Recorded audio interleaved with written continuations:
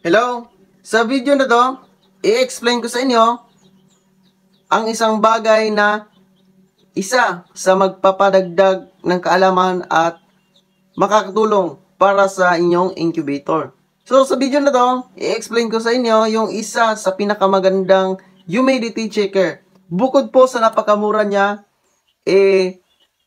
mas legit siya kumpara sa ibang humidity checker. So, let's go. Okay, welcome sa inyong lahat. This is Kimboy's Backyard and welcome back to my channel. So, kung hindi ka pa nakasubscribe, please subscribe to my YouTube channel. Marami akong alam na ituturo sa inyo. And marami akong may mga karanasan din ako, na ituturo din sa inyo. Hindi ko lang based on experience, but this is i-research din, So, ituturo ko yan para na sa ganon ay ma-explain ko ng maayos. And malaman nyo din kung ano yung mga mali at tama nyong gawin para dyan sa incubator nyo.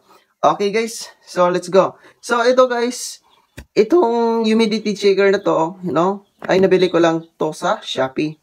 So napaka-legit talaga ng humidity checker na to. Bakit ko nasabing napaka-legit? Is marami na akong napapisa na sisiw nito, And itong humidity checker na to is napaka-sensitive din, which is mas maganda siyang mag-gather ng temperature and also humidity. So mag-check nyo talaga kung tama ba yung tubig niya o hindi. Tama ba yung temperature niya o hindi. So ito sa ngayon, umabot siya ng 37.3. So ito 37.5. So pababa na naman siya. So, ano ba ang pagkaibahan dito sa humidity checker na to with temperature na to and dito sa thermostat? So, ang kaibahan lang kasi nito, mayroong dalawang klase ng thermostat, may isang thermostat, na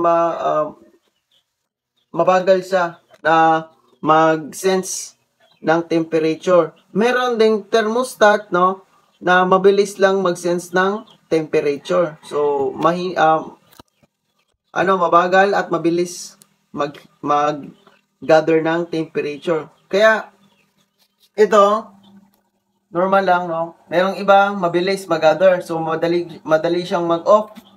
Pag once na yung thermostat, madaling mag-off yan, tapos hindi maayos yung pagkakuha ng temperature niya, hawakan mo lang yung itlog, tapos hindi masyadong mainit, malamig pa rin.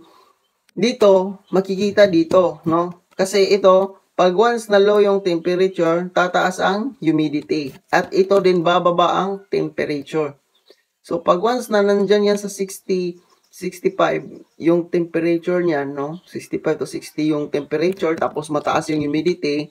At ito naman, palaging nagra-run, sa tingin mo normal, but it's not normal guys pag once ito bumaba yung humidity. Tumaas yung humidity and bumaba yung temperature. Kaya ito, napaka-legit nito guys. Sinasabi ko sa inyo, napaka-legit ng nito. Ito yung isa sa nakakatulong sa akin upang makapisa ng itlog. Okay? So, mabili nyo lang to sa Shopee, Lazada, gano'n, So, wag na kayong bumili ng ibang mamahalin pang humidity checker, Pero mga iba dyan na umabot ng 200 plus, 200, 100 plus, gano'n. Ito, 50 pesos lang siguro to. Sa nabili ko dun sa Shopee, Sobrang mura nito at napaka-affordable.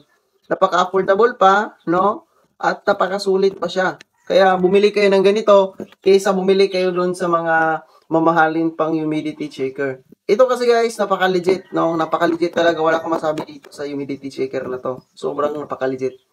At higit sa lahat, isa din ito, sa nakatulong sa akin, Again, nakatulong sa akin to para makapisa ako ng maraming sisiw, So, ayan. Kasi, meron ako i-explain pala sa inyo, nung nakaraan. I-explain ko ito, kung bakit hindi na ako gumagamit, gumagamit ng walang fan. So, meron akong next video na gagawin dyan, papatungkol dyan. So, ito lang guys, hanggang sa muli. Thank you sa inyong lahat, And, please, like, share, and subscribe to my YouTube channel. Kasi meron tayong isa pang i-explain dito papatungkol sa isang, explanation sa aking incubator bakit hindi ako gumagamit ng ng walang fan. Okay? So, thank you and God bless.